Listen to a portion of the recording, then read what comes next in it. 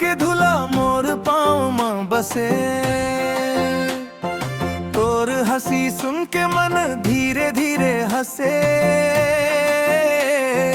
गोंदली पान जैसन तोर लाल ओठ देखे मोर नजर ल जाए, फेर तोर कैसे देखे। मोर दरिया मन मन तोर सुरता चले, खेत खारे देर बला तोर बेरा मिले। ओह के बानी हारिन मोर मन हर थिर कई, तोर नावल सुन के छाती हर घर कई। ऐसे काबर मोला डार देथेस, ऐसे काबर मन ला तार देथेस, ऐसे काबर नजर मिलाथस, ऐसे काबर सपना चढ़ात। महुआ गली महुआ गली तोर संग मोर जिंदगी चली। महुआ गली तोर बिना मन सूना कली। हाथ पकड़ ले देर मत कर, मोर बैरी मन ला दूर भगर।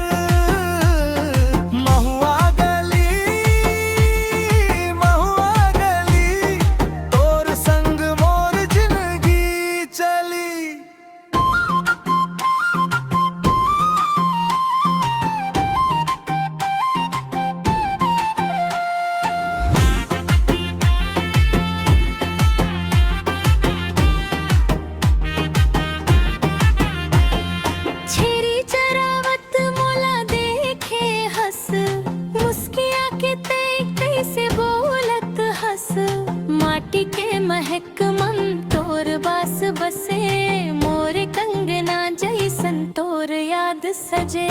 हरदी के रग मन तोर रंग घुले, तोर बैरी बेरा मोर संग फूले।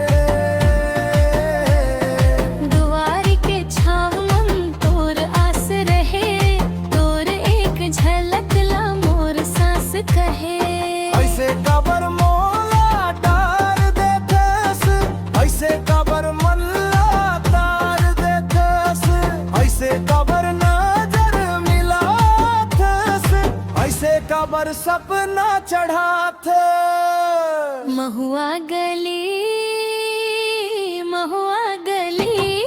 तोर संग मोर जिंदगी चली। महुआ गली तोर बिना मन सूना कली। हाथ पकड़ ले देर मत कर, मोर बैरी मन ला दूर भगर। महुआ गली तोर संग मोर जिंदगी चली।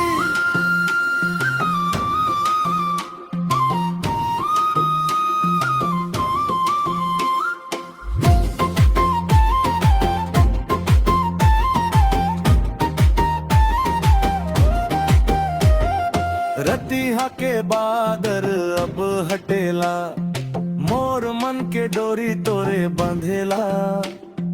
गाँव के गलियारी देखत रहे, तू मन एक होके संग चले।